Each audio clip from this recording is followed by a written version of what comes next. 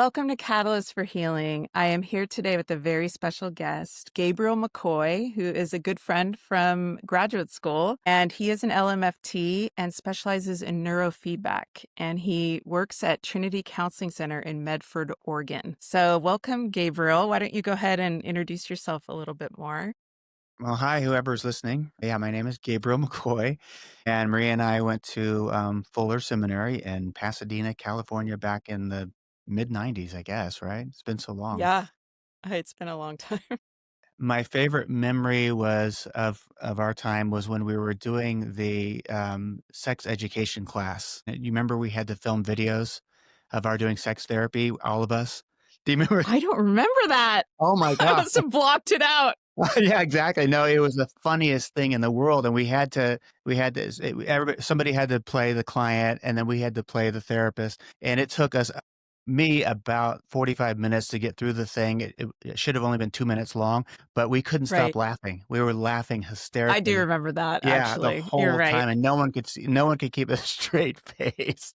That's one of my better I memories forgot we from had to video record oh that. my That was a good god, why one. did they have us do that? I know, Anyway I know.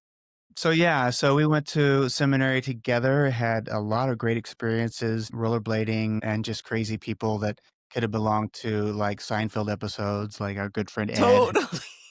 who would just take like we'd be at Starbucks and someone would leave a brownie or something on the table. He'd just grab it. He didn't care whose it was. That's So right. we had a lot of good memories eating We had tacos lots and of time drinking beer. processing how we felt about each professor, Oh my and god. our all the papers and all the And of yeah, course, all the whole yeah, and process. they were all bizarre in their own way, which made it even Exactly. more fun. But hey, we're therapists. We're bizarre. We're all unique, that's for sure. For sure. So in graduate school, there was a woman, I can't remember her name, but she had a few classes with me. She was in the PhD program and she identified me as attention deficit disorder. And I remember her coming up to me and saying, "Hey, have you ever considered that you might have ADHD?" And I don't even think I really knew much about it at the time. Oh my And gosh, that she was had me, hilarious because I yeah, remember you were like, "I have I ADHD." know, You were right? so excited to have a diagnosis. Well, she recommended this book called Driven to Distraction, and I read it, and I Yep. felt like I was reading my biography, my autobiography, and, yeah, everything made sense. It's interesting when that happens. It's one of those moments, Yeah. and you guys were all like, "Of course, yeah." You didn't know that? We had a small So, class, by the way. Yeah, there was yeah, only, what, 30 of us? yeah, and from what I've heard from other graduates, they don't have nearly the experience that we had. I thought we had a pretty good experience overall. Everybody was Yeah, it having their was own problems, amazing. but I hear nightmare stories of people in graduate school, so I'm thankful for that. Anyway, so I got that diagnosis, and then it was confirmed at the Crystal Cathedral of all places. They had an ADHD screening, and I think it was pretty cheap at the time. So as a poor student, we are all poor students. I had that confirmed, and then my road to understanding myself and how this has impacted me started. I considered medication. I remember going through different types of medication at the time, from Cylert to Dexedrine to Adderall to Ritalin and even Wellbutrin. And I just really never liked being on medication. It never sat well with me. So I was looking for alternatives to medication. Kind of had now what we're going to talk about is neurofeedback eventually, but the road to get there, I had a psychiatrist who gave me this device called an alpha stem device. And it wasn't really for the ADHD per se, it was for sciatic pain because I had horrible sciatic pain in my 20s and Hmm. nothing had helped. I had physical therapy, I had epidural shots, you name it. It just was nagging and awful. I could barely walk. She told me to use this device and I took it home. And after 2 days of using it, 20 minutes a day, 20 to 60 minutes, my sciatic pain just disappeared. I thought it was like a miracle. It was Hmm. unbelievable, and I don't think I'm too given to placebo because I think the other things would have helped. It really was doing something miraculously, and it was also incredibly helpful for ADHD, anxiety, depression. So that was my first introduction into Yeah. sort of like how you And you could had symptoms of anxiety and depression too, I from what I did, yeah. remember. Yep, Yeah. and it was helping all of that, and Yeah. so when we moved, from LA, my wife and I with Megan, our youngest at the time our oldest now, I didn't have any medication. because we didn't have any insurance. So I had to go off of medication. I can't remember. I think I was on an antidepressant at the time, but I just used the Alpha Stim device and it was amazing. And, and then that's when I started running and exercising more too. So that also helped. But it was 2005 that I'd heard about neurofeedback as treatment for ADHD. A company called EEG Spectrum at the time, and they were based in LA, Woodland Hills. But they had a clinic, an intro class in Alexandria, Virginia. And so I flew there and took a 4-day course, and that's kind of where my journey began with neurofeedback. Now, I think some people are going to wonder what neurofeedback actually is, and I want to take forever to explain it. I probably explained it different ways at different times. I think, yeah, well, give a short. I think what's interesting is it's been around for so long, but I still Uh-huh. feel like people don't really know what it Mhm. is. Yeah. And So let so me if you think about someone in the audience of never having heard of it before, maybe just give a brief definition. So in the '60s, there was a scientist named Barry Sternman, and he and others had first discovered the EEG that neurologists use. And he was experimenting with cats. He was known as the cat scientist. And he was wondering what these frequencies in the brain meant. There were certain ranges. And he thought 12 to 15 hertz. He was making a hypothesis. If I can train cats to increase that range by flashing a green light. I can't remember exactly how he rewarded the cats. They would fall asleep. So rather than falling asleep, they became kind of vigilant and they were almost like ready to pounce something. And he scratched Hmm. his head. He said, well, it's not the sleep frequency, but it was definitely increasing their attention on some level. And in the middle of that, he was called to NASA to expose his cats to some toxins that astronauts had been exposed to. And these astronauts had leaked into the fuselage and it made them have seizures. And Hmm. so they wanted to know if it had the same impact on cats. I don't know what that exactly was, but he took his cats and exposed them, and 8 out of 10 of them would seize up. But two wouldn't, two or three each time. And he Hmm. was like, why don't they all seize up? And he went back. He was a scientist, so he kept careful notes. These were the cats he had trained doing the neurofeedback experiments. He didn't call it neurofeedback at the time, but he knew he had been training them. And he realized that he had increased their seizure thresholds. And that's where neurofeedback began, was this like lights go on. And so he went back and then he trained his secretary at the time, who was epileptic. And within 3 months, she got her California driver's license back. And Wow.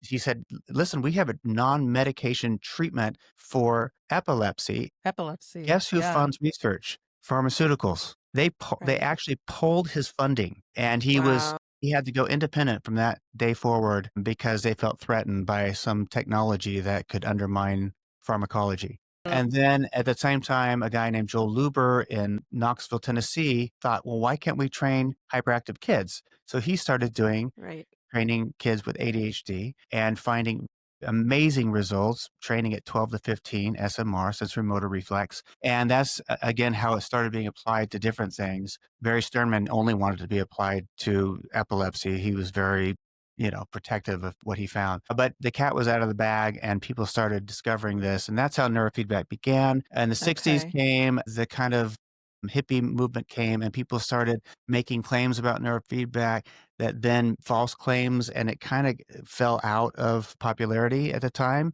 And then it made a Hmm. resurgence in the 80s with Siegfried and Sue Othmer.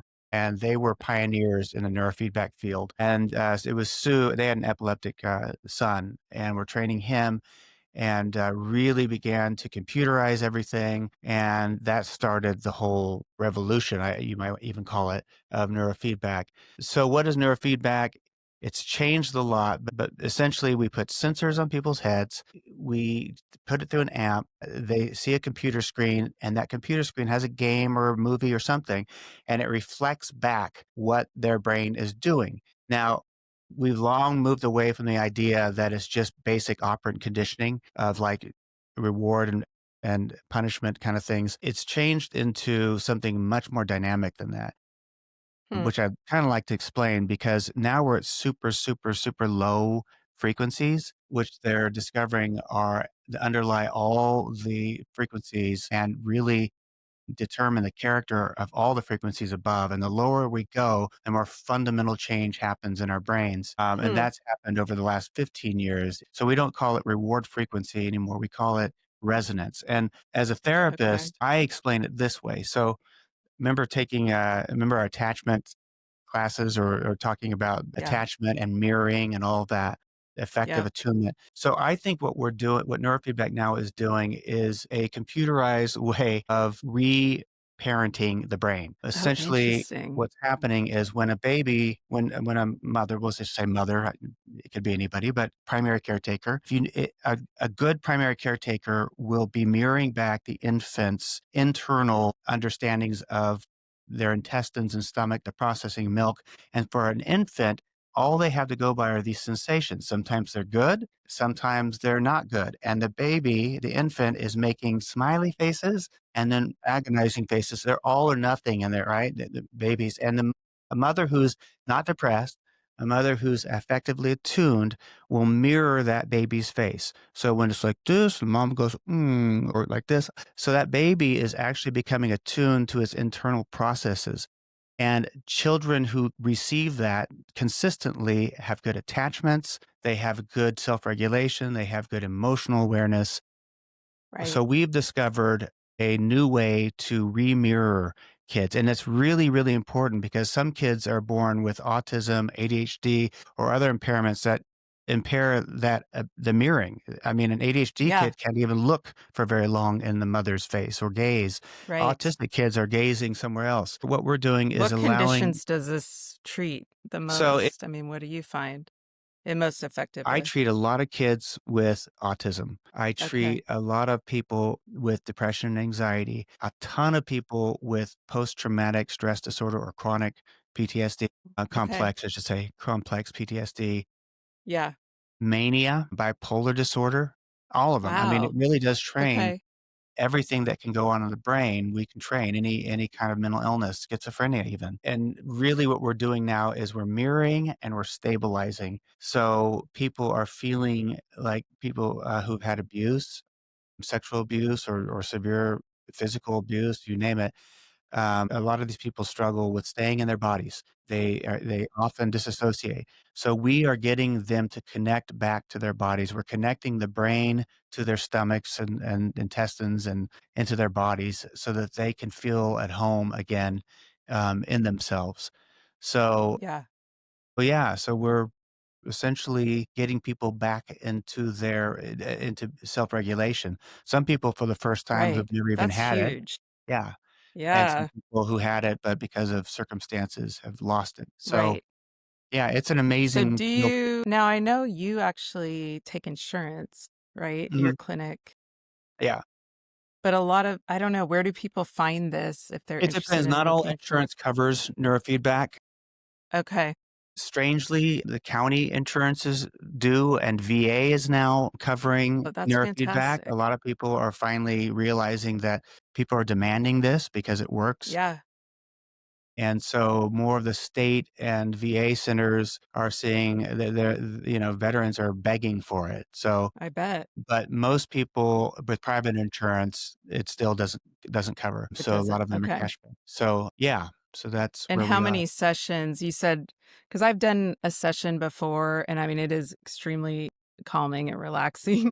Mhm. And what's the number of sessions recommended? And It then depends on the maybe explain severity. what they're doing and how long it is, you know? Yeah, it depends on the severity of what a Okay. person's going through. So autistic kids, I've had one autistic kid I've seen since he was 14 and he's 26 now. He comes in every 2 weeks. So there are certain brain dysregulations that have to be treated continually.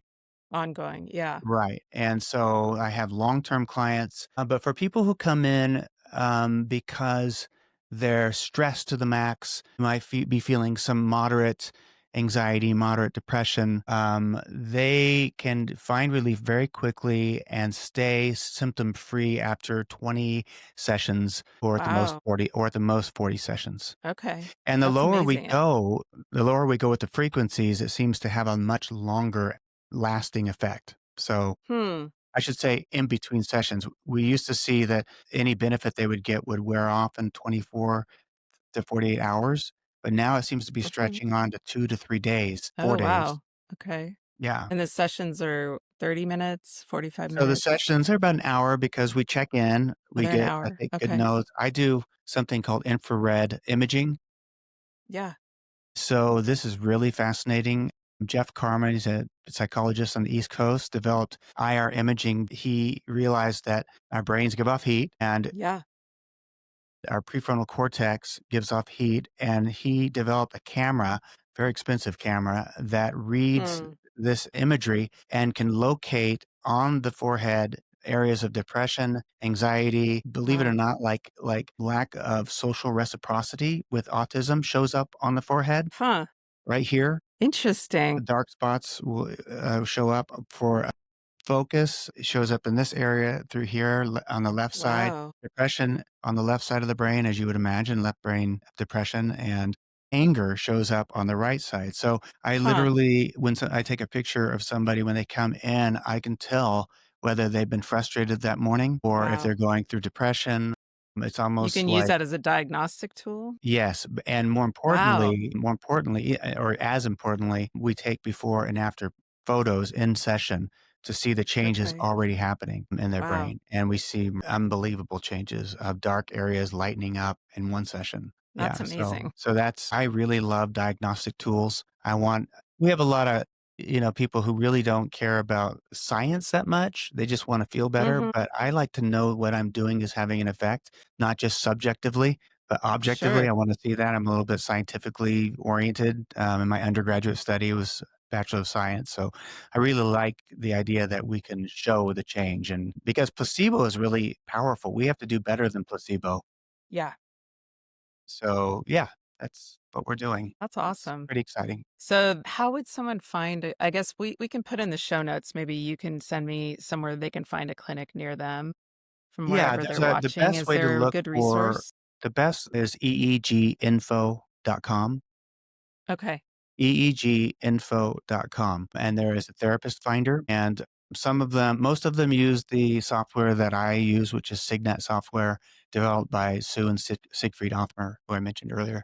Okay. But there are more outfits, obviously. There's more neurofeedback machines and companies. I think they're superior to most of them because they're more clinician based. A lot of companies are trying to create one size fits all things, and I our was brains going to don't work ask like that. you. Yeah. Well, because there's all these handheld devices coming out, and I bought one of them, and it was, a more affordable version, but you're like watching a ball bouncing back and forth, Oh, and then they're tracking you and there's music, but I didn't notice the same impact as like mhm. a actual neurofeedback session. So it's just going to be a milder version, maybe, or what do Yeah, you? well, the thing is that everybody's brains are different, and with the Mm, neurofeedback that I do, there's a frequency sets, and so it's like our brains are attuned to certain frequencies, and it notices when that frequency is right, because a person will, as we're stepping down, they can feel uncomfortable as we're going through other frequencies that are not for their brain. They might feel like this caffeinated effect, or they may feel sometimes even a little bit hard to breathe because things are tightening up.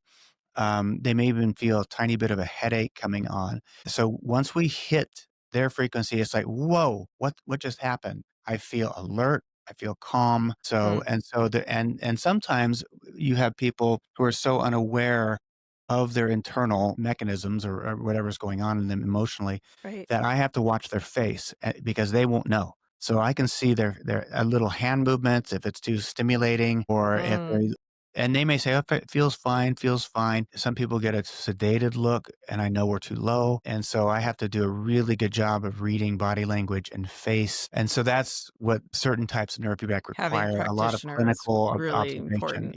Yep, Yeah. and Yeah. there are And some then devices that you don't have to do that, but to cater it to a person and then be able to it's gonna change be more spots effective. around the head that Yeah. you can put it, it's yeah, you beat it. Now you mentioned that it helped you, the alpha stim, with your chronic pain. Mhm. So is neurofeedback being used for that also? Yes, that's a huge yeah, Okay. it is. Chronic pain, back pain, neck pain, fibromyalgia is huge. Interesting. Okay. Autoimmune disorders, That's good to know. mhm, Yeah. All from of it's Lyme connected. to yeah, yeah, most humans on some level deal with what we call paroxysms or instabilities in the brain. Some are really dramatic, like seizures or mania or panic attacks, but some are more subtle. Neurofeedback, what we're doing is stabilizing the brain so that those instabilities calm down, way down. Okay. And yeah, I've even had people say that they can see better after a session when we're Oh, training in the parietal and occipital regions. It's strange. It is bizarre some of the feedback that we get from clients that I'd never even said anything to them that this might work, and then I happen to be training over that area where the all visual information comes in, and they're telling me that all on their own without me ever having to prompt them. So interesting. yeah, it's What are far. some, I know we can't share specific like examples, but is there any maybe stories of people, since we're focused on mental health, where you noticed a big change from where they started and, you know, maybe just some examples that people could understand?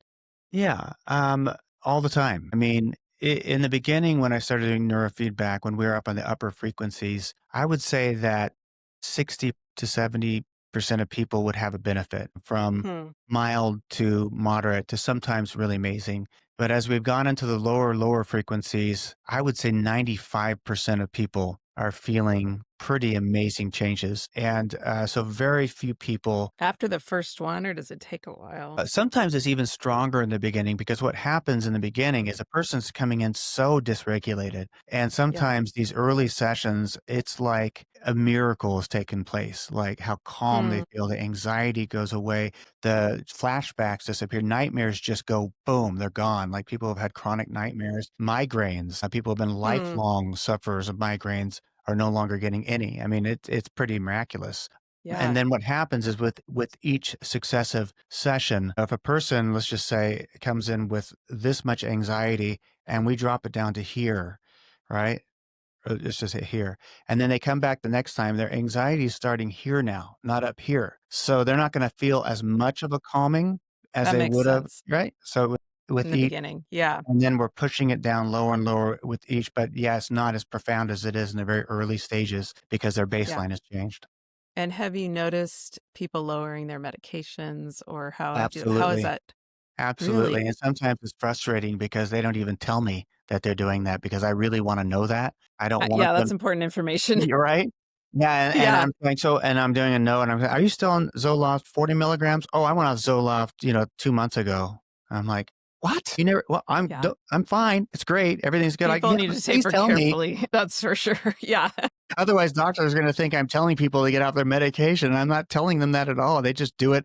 Maybe they don't tell me because they know that, sometimes, like, well. Interesting. Yeah. But Or I'm yeah, just going to experiment on my own. right. So some people come completely off medication. Some people have to get to lower the medication Yeah. because then the medication can become too strong, and so Yeah. they have to lower it in order to meet whatever is left of their symptoms, but not over medicate themselves. Right. So I've seen that a lot, especially with stimulant medication, Yeah. ADHD, yeah, Yeah. but And I also didn't with realize this antidepressants. works with epilepsy and autism. I mean, that it It's just one of sounds those like it things. covers so many It's things. one of those things you don't want to oversell anything. But, because there's so many claims that can be made, Sure. but it's your brain, and so when you train your brain, so many things get impacted Yeah. because you're really getting at the core part of the brain, the calm we call it the default mode network in the brain, Yes. that's a big thing right now. We're calming the resting states of the brain, Yeah. and when you do that, all kinds of different things get impacted. So, Hmm. it's just amazing what can happen. Yeah. Yeah. I mean, some Wow. people realize after neuro that they had been doing something they didn't realize. Like, I noticed I have fingernails now. I must have been a nail biter. I didn't even know I was a nail biter. And they're able to grow their fingernail. And I mean, just funny Right. things can show up. One lady recently said her singing voice came back. For years, Wow. it was gone. And after 2 sessions, she noticed she was singing again. Some kids who drew stick figures when I had them do the draw a person test, they Yeah. could barely do stick figures. One young lady that I trained as a child eventually was majoring in art when she came in, barely able to do stick figures. It's amazing what it releases the potential that people have that's stymied Yeah. by their dysregulation. Yeah. Yeah. I mean, it totally makes sense. So again, it's going to depend on the level of severity with how many sessions, but finding a good provider is key Yeah. and making sure they've been doing it for a while, right? Yes, or at least have really good supervision. Or have good supervision. Yeah. Okay. Yeah, I would say people who are trained in the Othmer method, only because I know that so well, if they have had good training in the Othmer method and have gone through coursework, that would be a good thing. But the EEG info, I think, there's a lot of really good people listed under that, under the EEG info website. Okay. Yeah. I think, Well, look for reputation yeah. and ask a lot of questions. Yeah. Well, this is Mhm. fascinating. I didn't know this much about neurofeedback Yeah. before we started. So Yeah. you are a wealth of knowledge. Obviously, you've been doing this for a long time. And, I know you Sadly, love your practice. And we have hundreds of people on the waiting list that can't be seen wow, that's because incredible. I wish I could replicate myself, 20 times because then we could Yeah. probably see the people. Yeah, anybody wanting to move up here and work and do neurofeedback, hey, give me a call. I'll train you. If you want to move to Medford, Oregon, it's actually beautiful up It there. is gorgeous I here. It know. hardly It rains. We're not in the part of Oregon that rains. We get 16 inches a year, believe it or not. It's, like, comparable to really, I LA. didn't realize that. Okay. You literally go 30 miles north of here and the rain begins, like Roseburg area. Yeah, it is pretty amazing. Oh, Good. Well, thank you so much for joining me and sharing with our audience this yeah, amazing, I don't know what you call it, technique or what do you like method. We call it, well, just method. Okay. a method or neurofeedback. The latest is called ILF, infra-low neurofeedback. I could have gotten into hemoencephalograph neurofeedback, which is amazing too. Yeah. Training the prefrontal lobes. Yeah, it's a pretty amazing industry. I think sometimes because the people who are doing this are scientists, they're not marketing people, so they need marketing people to kinda, Totally. I mean, don't you find I think it's hilarious, but it's like, all these like modalities that are just like they've been around forever and then all of a sudden they take the spotlight. yeah. Like IFS is now like and that it's been around for a really Yeah, long right. time, Isn't but that funny? Yeah. yeah, I mean, it kind of cycles. Like when we were in school, Mhm. CBT was like the gold Right. standard. And I know both of us were like, we just didn't connect with it. We wanted to go deeper. So we were into the psychodynamic. But Absolutely. I think you're right. I think a lot of some of these great modalities they're not marketed well. And so then Mm-mm. people don't have access to hearing about them. Anyway, thank you for sharing your passion, your Yeah. You're expertise, welcome. and I'll Great put in catching the up. show notes how they can find you if, they do want to travel to where you're at to work with you. Obviously, that might Yeah, take a yeah, while. yeah. Right. 100 Well, people that's on your seeing waiting me. Yeah, list. I have hundreds of people on the wait list, so don't try to get on my wait list. Right, right. But it was great to see you again and to You too. reconnect after I know it's been years since I've seen you in person. Yeah. So thanks for You joining look good me and, and looks oh, beautiful out thanks. there, so take We'll care. see you guys next week at Catalyst for Healing. Bye.